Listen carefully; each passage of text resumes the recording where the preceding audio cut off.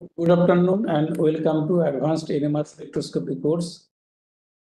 So today I will tell about the determination of absolute configuration, and the material is available in Chemical Reviews 2004, volume 104, page number 17 to 117.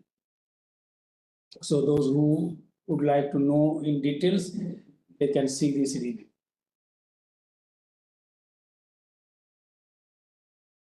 So last class, what we were talking about, how to find out the enantiomeric purity. So what we were doing, we were making there are several methods. One method was using chiral derivatizing agent, or called CDA. So what you do, you make a covalent bond of your sample with a chiral CDA, okay, and then you record the NMR, okay. So if your sample is not enantiomerically pure, you will get a mixture of two diastereoisomers, and we know that diastereoisomers, they normally have different NMR spectra, and if you can identify some peaks which is common for both, and if they are well separated, you can just integrate them, and you can, from the integration, you can tell what is the ratio of the enantiomers. So we are measuring the enantiomeric purity by converting the enantiomers into diastereoisomers,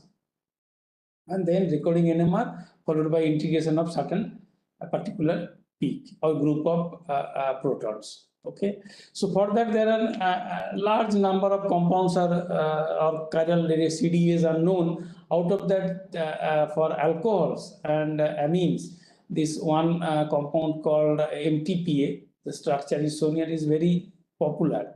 The advantage of this compound is that this carboxylic acid does not have a proton at the alpha position. So there is no chance of racemization or epimerization during the chemical reaction. And second thing is that beside proton and carbon, the molecule is also having fluorine, so you can use it for fluorine NMR. And normally fluorine NMR gives a better spectral dispersion. You can see in case of proton NMR, if you see the in case of proton NMR,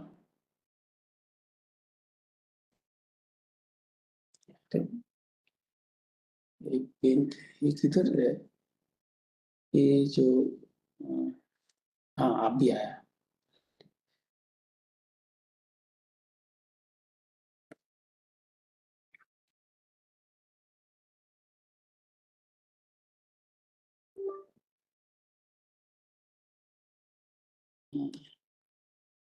yeah.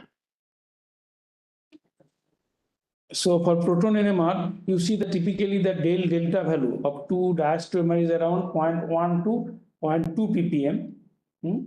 But if you use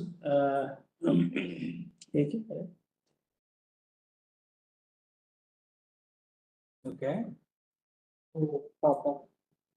Okay, but if you record the fluorine NMR, you see slightly better dispersion, 0.3 to 0.7 ppm. And in case of CF3, you will get a singlet. And in case of, if you measure, record the proton NMR, in this particular case, again, you will get a singlet for this also. Okay, but many times you will see that if you have a CF3 group, you get mostly a singlet.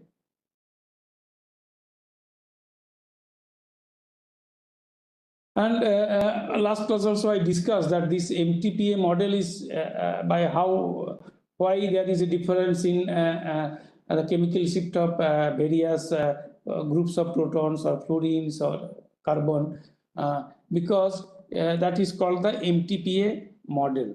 So in this model, what we are taking, we are considering the CF3 group, the carbonyl group, and the hydrogen. They are eclipsed, means they are in the same plane. You see, this is the CF3, oxygen and hydrogen. They are eclipsed. That means they are in the same plane. And now if you draw the Newman projection, you will see that you have now the substituent on the molecule. So this is your reagent. This is your coming from your chiral derivatizing agent. Acha, acha. Okay. And this RO1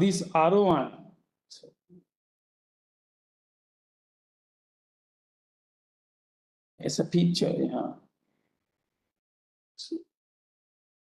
If you see this R1 and this R2, they are actually coming from the your compound or the substrate where you want to for which you want to find out the enantiomeric purity. Okay, and you can see that the two diastereoisomers, in one case the R1 will be towards you, R2 will be down, and another case R2 will be up, R1 will be down. So automatically the chemicals will be different, and you can find out the ratio by measuring their NMR and then doing integration of the NMR signals. So other very popular chiral derivatizing agent is the this methoxymandelic acid. So this is the methoxymandelic, like MTPA. This is also a chiral derivatizing agent, and again here you will see that this hydrogen, this carbonyl, and this hydrogen are coplanar. And now because of this, the anisotropic effect of the phenyl group here, similarly the anisotropic effect of the phenyl group here will make the R1 and R2 appear in a different position. Either they will be uphill shifted or downhill shifted, depending on which group is coming under the anisotropic zone of phenyl.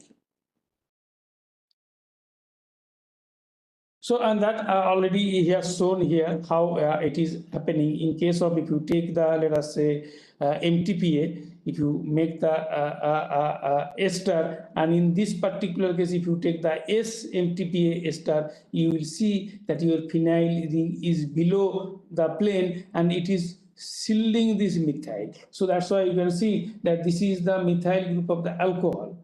Okay, and you now see because of the shielding, the methyl group is moving uphill.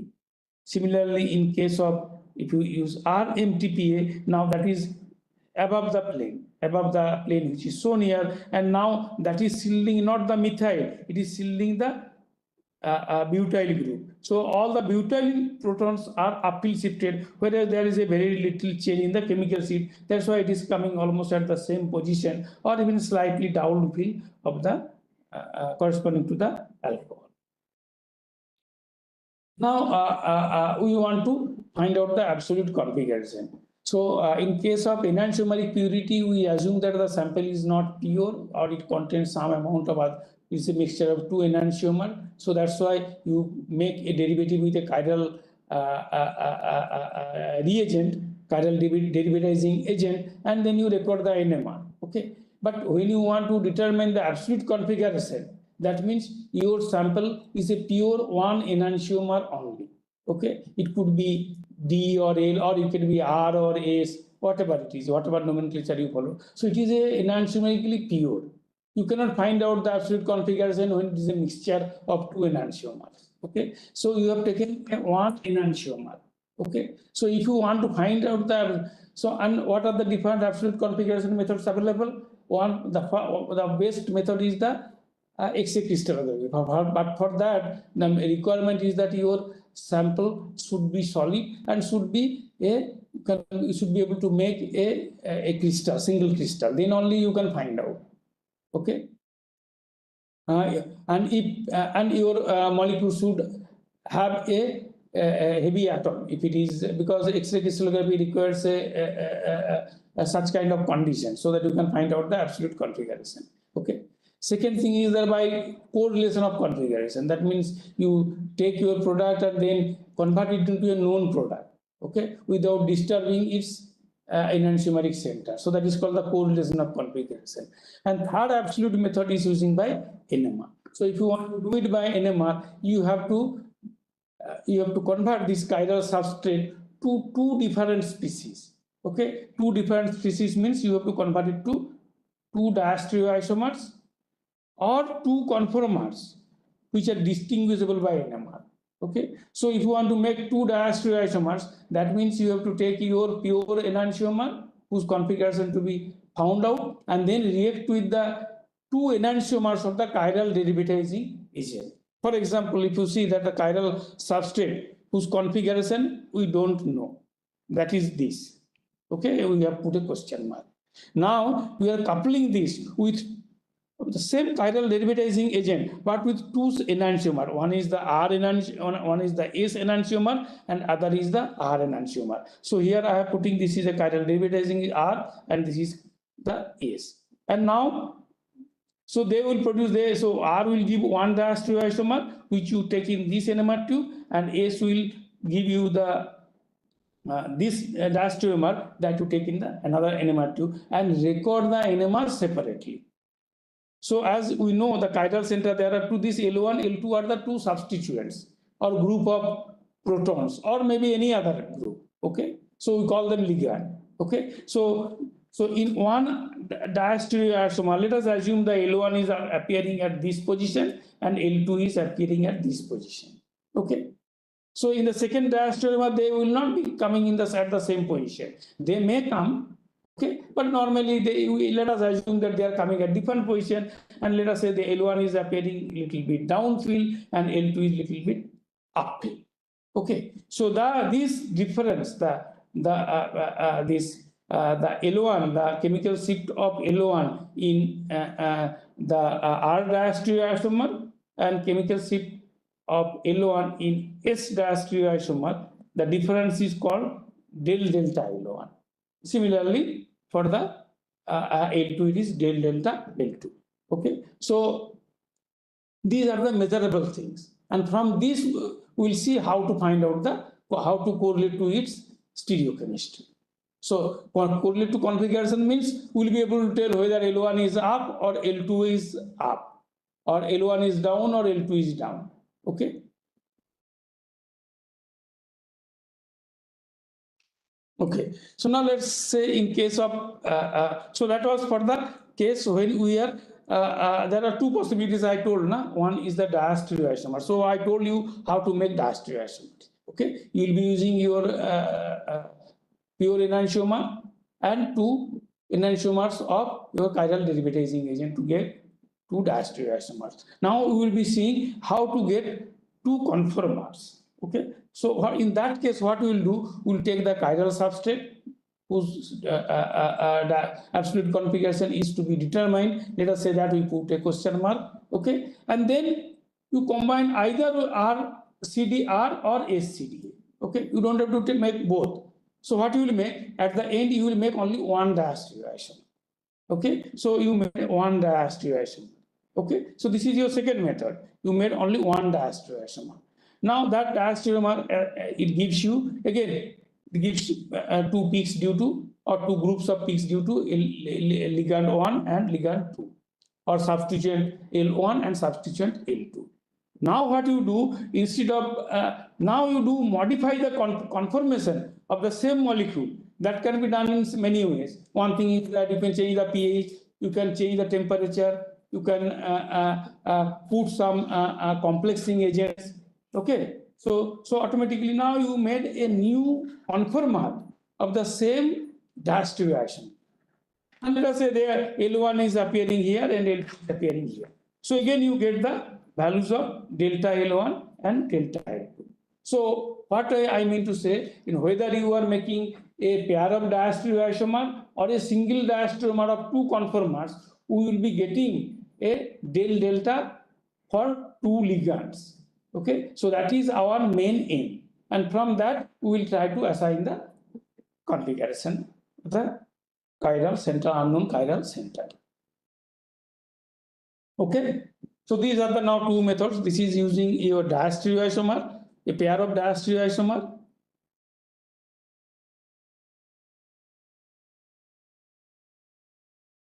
and this is a pair of conformers for the same diastereoisomer.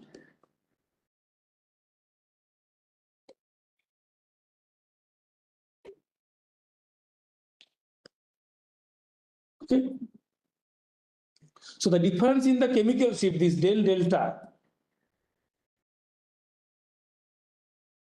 of the substituents of the asymmetric carbon. This is your asymmetric carbon. So what are those substituents? Those are L1 and L2 in the two diastereomers or two conformational species are measured. Okay, so that you can find out. If you record the spectra, you will be able to find out that. Okay, so this sign, see, I have tentatively shown here that one the R diastereomer, the L1 will be upfill, L2 will be downfill, and L1 will be downfill, L2 will be upfill. But it may not be true. It can be other way around, or it can be in one case L1 will be up. It is very difficult. Both can be upfill, both can be downfill. Okay, so that we will be getting. So that we will be getting. So we will be getting a del delta value. But the sign of this del delta, whether it is plus or minus, it provides the information about the configuration. Okay, we will see how we analyze. So it is the sign of the del delta that is very important. So del delta could be plus. Okay, so it depends on. Now del delta could be, so if you see, we will write del delta, delta, we will write S R, and del delta R S. So this will be different. See, let us say del delta SR is positive, you will see del delta RS will be negative. Okay, so that also you have to see how you are representing. Okay, you will see in some example I am using RS, delta RS, and some examples I am using delta SR. It does not matter. Okay, but that you have to clearly specify. Okay. Now let us see. This is the first. This is called Mossar method, but Mossar actually is more familiar with the MTPA step. Okay, but still he has used this this methoxy mandelic acid. So that is also introduced by Mossar. Okay. So and the first method, what he did, that he took a chiral secondary alcohol and derivatized separately with R and S 1-methoxy phenyl acetic acid. Phenylic acid, it is called mandelic acid. Okay. So it took both R and S. So what you are getting, so this is, let us say you have taken a R pentanol and you have reacted with R MPA, methoxy phenyl acetic acid, and S MPA. Okay, and you got the, this is diastereomer 1. This is diastereomer 2. Okay, so this is you don't know what is the configuration. This is one diastereomer, this is second diastereomer. Okay, and then you just record their proton NMR. Okay, okay. So let us assume that the molecule is having this type of or preferring this conformation. So what you will see, that these groups, this the substituent, thus this CH2, this CH2, and this CH3, they are actually shielded by the phenyl ring. Okay, so this is shielded by the phenyl ring because of the anisotropic effect of the phenyl ring.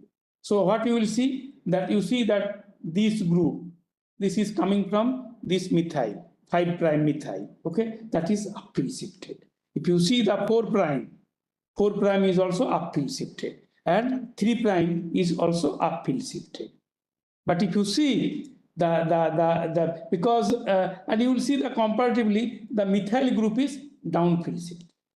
This is the methyl group, okay, which is away from the phenyl. Okay, so that is downfill shifted. So you get the NMR values of all the a group of protons. Okay, for the R methylphenyl phenyl acetic acid ester. Similarly, if you see in case of S ester, what you will see now, S ester, you will see that your methyl group, now this phenyl group is shielding the methyl group. So that's why you see, compare this one and this one. This has now moved uphill because it is shielding. It is falling in the shielding zone of the phenyl, or anisotropic shielding zone of the phenyl. But if you see the other way, these methyl protons are relatively downfill compared to this.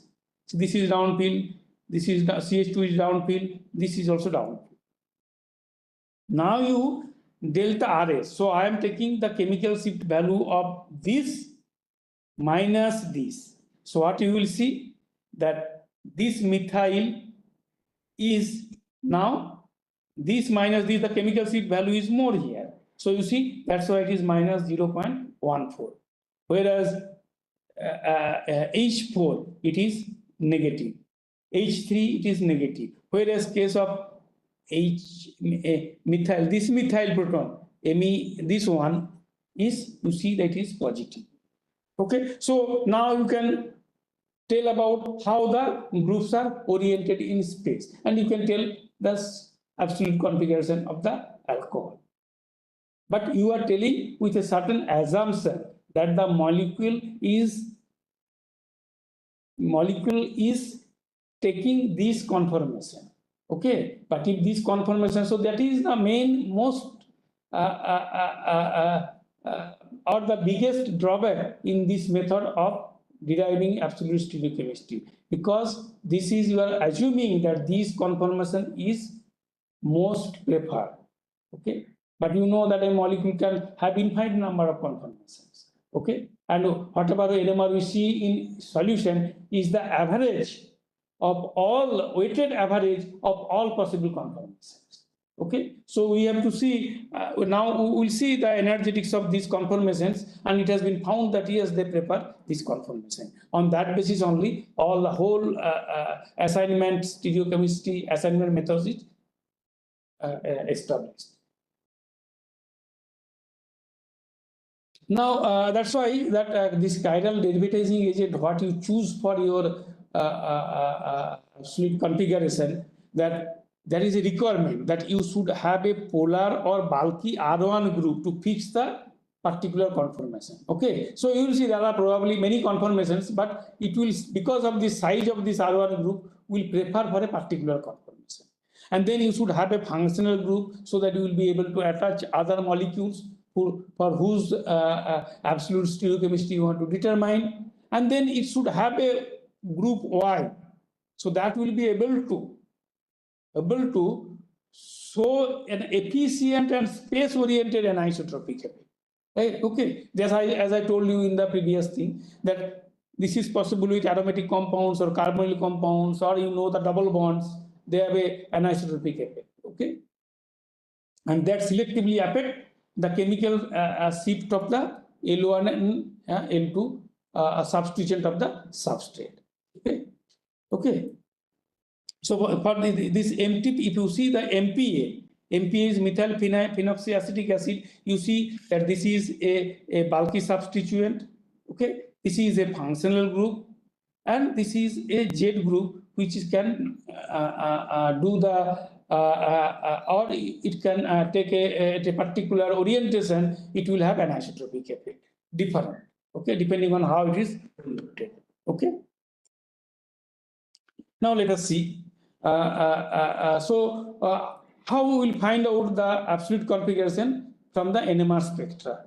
Okay, so what we will do from the NMR spectra, now we will what we'll do first, we will first convert the will take your substrate, like for in this particular case is the alcohol, will react to the two enantiomer, the chiral derivatizing agent, in this case is MPA, and you get the two diastereoisomers. Okay, and you record the NMR, and then you find out the delta RS of L1 and L2. Delta RS is nothing but the chemical shift of the R diastereoisomer minus the chemical shift of the S diastereomers. If I write this delta SR, it will be opposite. Okay, the sign of the delta RS indicate the relative position of the L1 and L2. As I told you, you see, if you consider this, depending on that, you are getting the delta RS value. So this is delta RS is equal to, now you can see your if you consider this as your L1 and this you consider as L2, you see the L1 is negative here and L2 is positive here. And so you will be immediately able to, because now see you have drawn a 3D structure. So you know that this is your L1 and this is your L2. Okay, and so you will be able to tell what is the absolute configuration. Okay, but there is a catch in this. Okay, so what we have to see that we see this thing is possible only if both the diastereomers should prefer a particular conformation and the Y group must project its magnetic anisotropy in a selective way on LO1 in one derivative. Okay, and it should give anisotropy on L2 group in the other diastereoisomer. Okay, so that is possible only if the molecule prefer a particular conformation.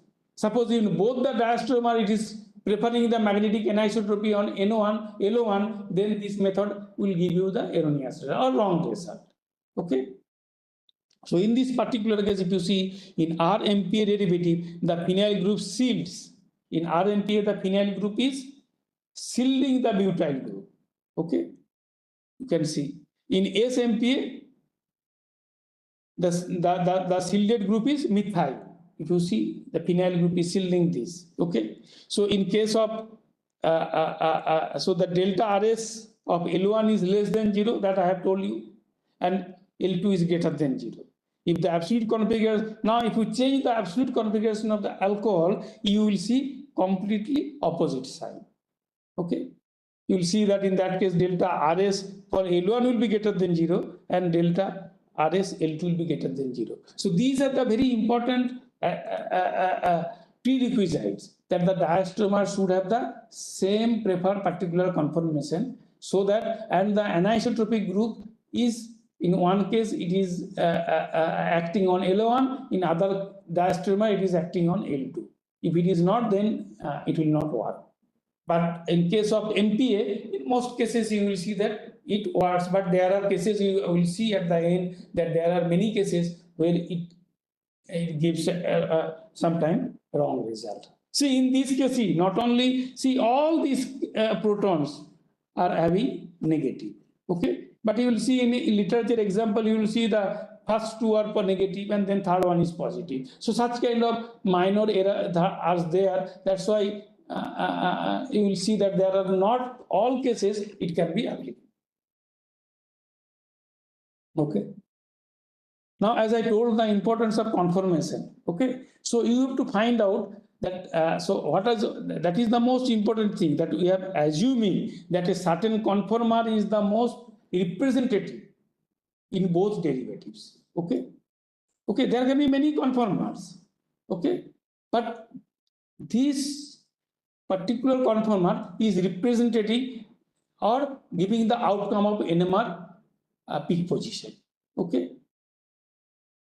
we know that if you consider this is, now if you see that this is your diastereoisomer, so it can have several conformations. If you draw the Newman projection, you will see this is one conformation, this is another conformation, this is another conformation. But if you see that this one, A is the most significant, NMR significant conformer, because it can distinguish the chemical shift between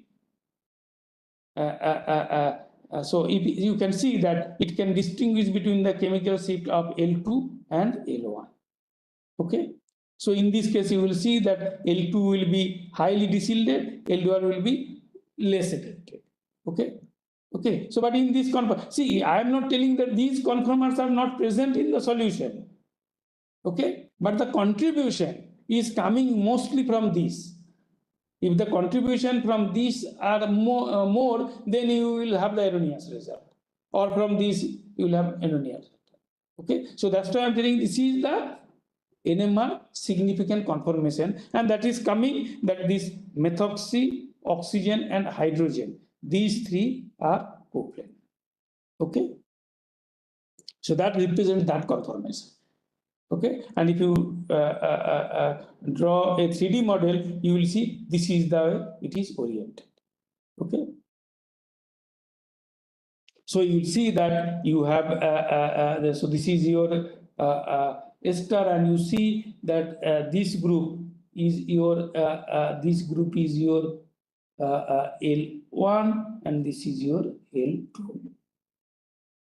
Okay, so L1 is above the plane and L2 is below the plane. Okay, and you can see the phenyl is above the plane and the hydrogen is down and methoxy is in the plane. So, and you can see that these three, this one, and this one, they are coplanar. Okay, and that is your end. So these are the assumption. If it is not true, then you cannot explain. Okay, so that's why these methods have a severe limitations. So, and over the years you will see that many such chiral derivatizing agents have been discovered. So I am not including everything. I am only telling you the principle, because even what review reference I have given, that is also about 20 years old. So in 20 years there are a lot of developments, but I am just telling you the principle how it can be done. Okay, so and that is a matter of ongoing research. People keep on working to find out a better solution to this problem. Again, it's the same thing. So the balance between the relative, it is the same thing what I told earlier is written here. The balance between the relative populations of each conformer and the strength of the effect of the OI on each conformer will be reflected as an average in the resulting NMR chemical shift. The correlation of del delta values with the absolute configuration necessitates a detailed understanding of the structure and energy of the main conformers, as well as the strength of the direction of the anisotropic effect on L1 and L2 in each conformation. And that is the only thing which I already discussed today. Okay, so now we'll use another reagent again, which is introduced by Moser, is called the MTPA. Okay, so method based on double derivatizing agent using MTPA. Okay, so it is again the same thing. The procedure starts with the esterification of the alcohol with 2 enantiomers of MTPA. So you take the alcohol and see now you can esterify this with either MTPA, the acid. So for if you take acid, you have to take R configured acid. If you take the acid chloride, you have to take S configured. Because when you put a chlorine here, the priority of this group changes. That's why there is a change in the configuration. Don't get confused with this. There is in R MTPA and M MTPA chloride. These the orientation of CH3, CF3 and OMe does not change. It is the priority of the X group changes that makes the configuration different. Okay, so that's why there is a lot of confusion in literature. You will see that sometimes they are using SMTPACl and getting RMTPA ester. There is no inversion of stereochemistry. Okay. So you made the 2 diastereomers as I told you, and if you see now that CF3O and H, they will be coplanar. Okay. And now, as you have a CF3 group, you can use 19-fluorine NMR for this purpose to find out the del delta. You can use proton NMR to find out del delta, or 13C NMR for finding out the del delta for L1 and L2. Okay. Now we'll see how fluorine NMR is being used. We have to see which orientation of CF3 will give you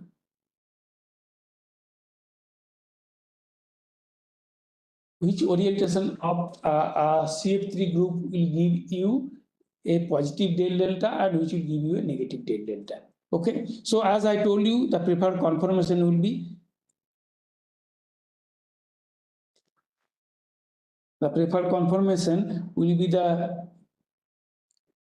so this and this should be coplanar. A phenyl ring, this phenyl ring can be at the same side or opposite side of the bulky substituent L1 depending on which enantiomer of the chiral derivatizing agent you are using. Okay. Now, if you draw the Newman projection of the RMTPA ester, it comes like this. Okay, you have the L2. L2 is shielded by phenyl, not the L1. Okay, and CF3 is oriented this way. And if you draw the Newman projection from the SMTPA, you will see that L1 is shielded by phenyl. Okay. Okay, now from here it is not, because now we are measuring the fluorine NMR. Okay, recording fluorine NMR. So from this, it is not very clear which CF3 will be shielded, which CF3, whether the SMTPA star CF3 will be shielded or RMTPA star will be shielded, which is shown it very clearly here. Okay.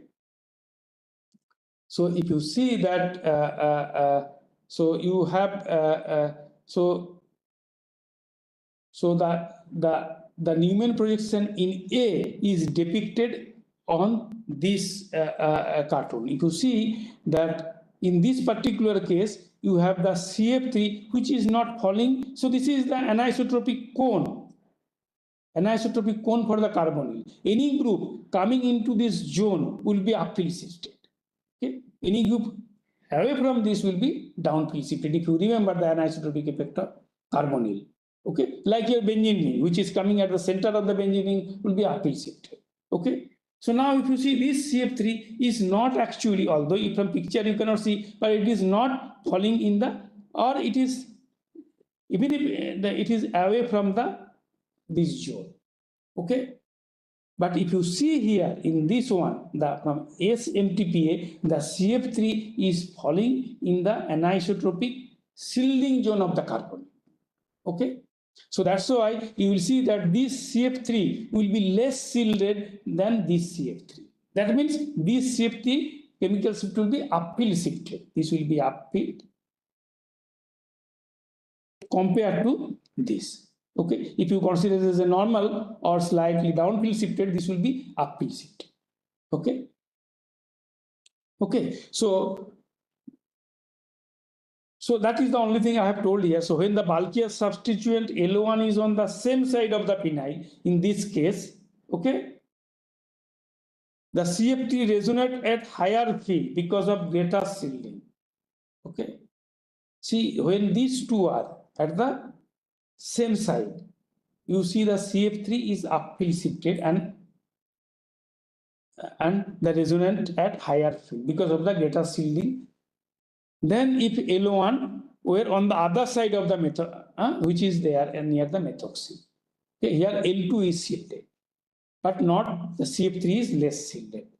Okay, so that tells you so depending on what delta SR value or RS value you are getting, you will be able to tell how these groups, the L1 and L2, are oriented in the space.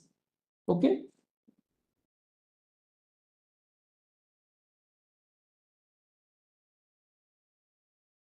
So these differences in chemical shifts are expressed by the parameter, as I told you, the delta SR. See, sometimes we use delta RS or delta SR, it does not matter. Okay, why we are putting here delta SR? Because we have seen in case of delta S, the movement is more.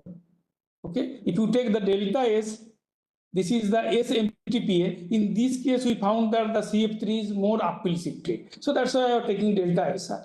Okay, even if you take delta RS, does not matter because that it tells what is what do you mean by SR and RS. Okay, so delta SR is equal to 19 fluorine CF3 is equal to delta CF3 SMTPA star minus delta CF3 RMTPA star. Okay. So what you will see that alcohol with the configuration LO1 bulkier than L2. Okay, LO1 bulkier than L2, the delta SR will be less than 0. Okay. If the configuration of the alcohol were the opposite, then you will have that delta SR will be greater than 0. Or if the size of the L1, L2 differs, okay, then also you will see it is greater than 0. So automatically, once you know the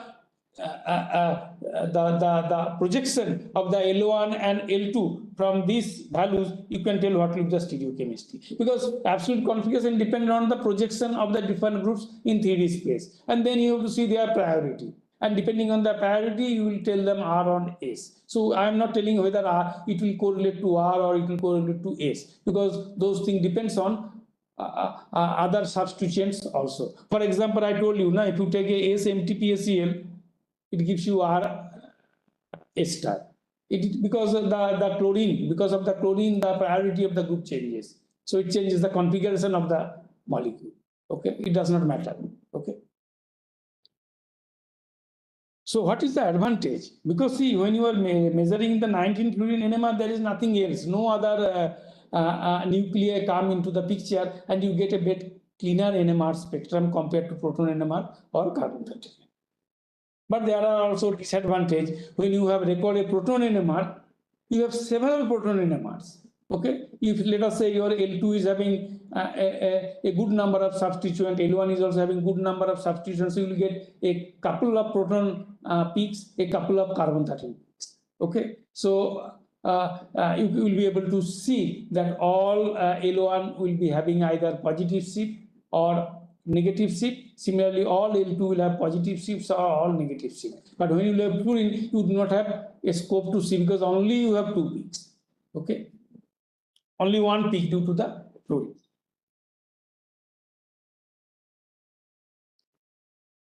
Now, for the same sample, now if you use 1H NMR, okay.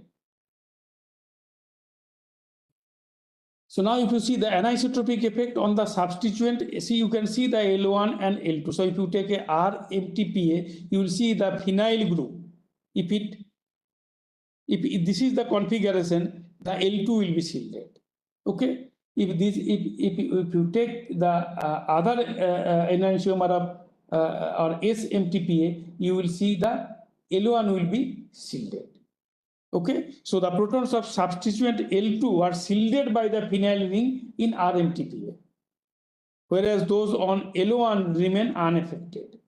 Okay, so that is nothing but your A.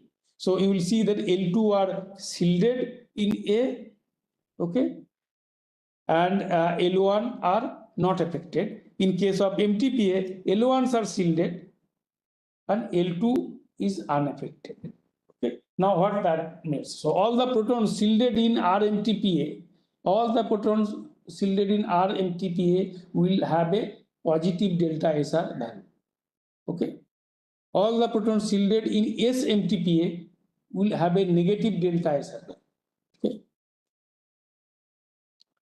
So if you see if you consider the alcohol configuration like this, then you will see that delta SR of L1 is delta L1S minus delta L1 is always less than 0. Okay. In case if it is and for L2 it will be greater than 0. Okay. So if L1 is less than 0, L2 has to be greater than 0. Okay. If the configuration of the alcohol you have changed here, you see the delta SR for L2 is less than 0 and delta SR for L1 is greater than 0. So it just changes. Okay, and as you know that, then you will be able to tell depending on what is L1, what is L2, what will be the stereochemistry. Same for this also. Okay, so this is the way one can find out. If carbon 13 NMR is exactly like proton NMR. Okay, there is no difference. Okay, so everything is same. Only you will be recording the carbon 13 and you should be able to identify the chemical shift of those particular carbons, nothing else. Okay. So one can use the proton, fluorine NMR, one can use the carbon 13 NMR, one can use the proton NMR. Okay. So all three NMRs can be useful and you can compare. You can record all three and then see whether all these three things are matching or not and giving you the desired absolute configuration. Because suppose if you check only in proton and the carbon is giving you different, then there is an ambiguity. Okay. Or if you see in proton and carbon you are getting the correct, but fluorine is giving slightly ambiguity, then you can actually neglect the fluorine because as I told you, proton you will have many signals. Okay. Whereas fluorine only one signal due to fluorine. Now here I have shown some scopes and limitation. Okay, in the use of this NMR or MTPA star, I have shown the NMR. So so it is entirely empirical. As I told you, now you have assumed that the molecule will assume this conformation. Okay, okay, okay, And this is it's empirically, and because it has been done by recording the NMR spectra of many known compounds first, and seen that yes, it is working, and then that's why it is a kind of empirically related. And all these I will say that all these things may or may not work. We'll see some example. I have shown you a list of example where it gives you a very difficult thing to interpret. Okay. Now, if you want to, there are certain prerequisites. Okay, it has to be. I mean, these are the assumptions. Okay, if they do not follow these prerequisites, you will get a wrong result. So the delta SR values must be sufficiently large and be above the level of the experimental error. So if you get delta SR values are let us say very 0.001 like that. Now that may not give you the correct assignment. Okay. The distribution of the sign of the parameter must be uniform for a given substituent. Okay. That's why I told now. Suppose if you have a one group is propyl, so all propyl, the CH2, all CH2, CH2 and CH3, they should have the same sign of delta SR, delta SR. Okay, it should not be that one CH2 is positive, another is negative. Should not be. Similarly, all carbons also should be. So that is also, so that is the distribution of the sign of the parameter delta. Delta SR must be uniform for a given substituent. That is, all protons on the same side of the plane of the MTP star should have the same sign. Same applicable for carbon also. If the sign of the delta SR is negative for one substituent, okay, for L1, then the sign of the delta SR for the other substituent L2 must be positive. Okay, it should not that both of them will be positive or both of them can be negative. Okay, then you cannot predict. So these are the limitation. Okay, if it happens, then you cannot. Suppose both the L1 and L2 are having same delta SR, then you cannot predict the absolute stereochemistry.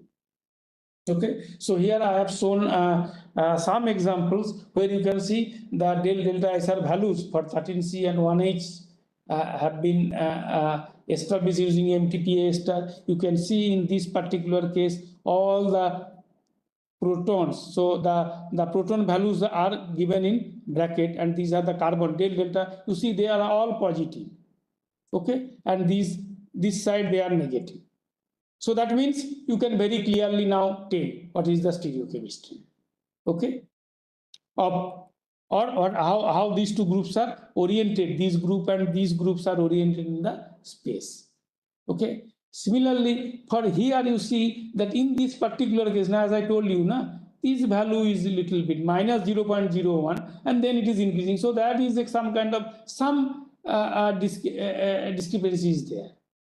Okay, but in carbon you see all of them are positive, and this side they are negative. So in this case, we'll take the carbon values because that is giving you the more uniformity, and we can assign the configuration. But here also you see that this side is giving you, or rather I will say this side is giving you positive, this side is giving you all proton and carbon values are negative. So very easy to assign the absolute stereochemistry. Same thing is here also you can see there is a slight error. This first CH2 is giving you a negative value, but remaining things are okay. All carbons are all positive, and this side all are negative. So you can say that we can consider the carbon values and we can accept. In this particular case also you see that all these side values are negative and these side values are positive. Okay, so these are the molecules where you can tell with some certainty the absolute configuration from recording the carbon-13 and proton NMR spectra.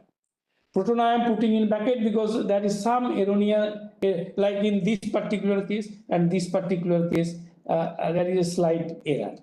Okay, but if you see in these molecules, it's See, there is no uniformity. If you see that, if you consider this side, this is only based on the proton NMR. That there are two protons. One is positive, another is negative.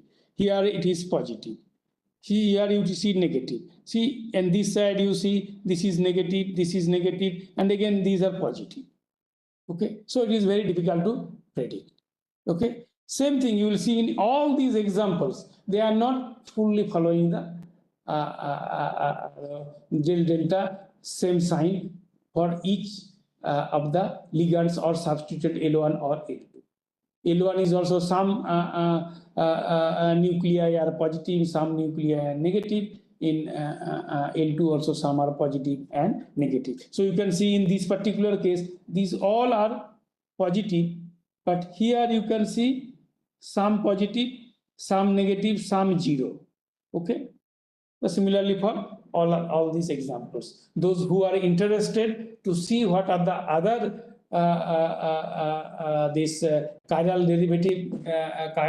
derivatizing agents have been used to assign the absolute stereochemistry, and what are the latest developments, you should see the review what I have said, and also there are latest review. If you search in the literature, you will get. Okay, so discussing all those things beyond the scope of this current NMR spectroscopy course.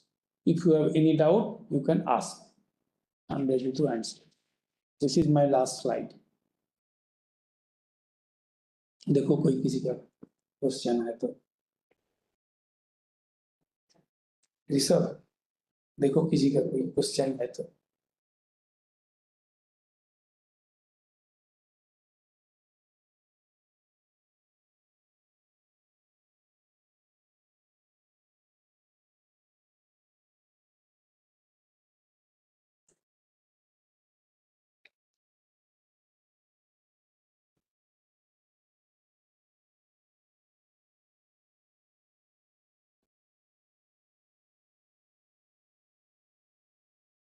if you have any doubt, you can ask me. Otherwise, your lecture is over for today. The next lecture will be on Wednesday. Ask them to submit this assignment as early as. And all of you must submit the assignments as soon as possible. All whatever assignments given so far, okay, you must submit them, and then once I finish this, there will be one more assignment, and then you will have the final exam. You must remember that your assignments carry some marks. Okay. Good fraction. Good fraction. Okay. Assignment is must. Okay, so assignment, those who are not submitting the assignments, it will be difficult for them to qualify or passing this examination. Okay, so if you have any doubt, you can ask me.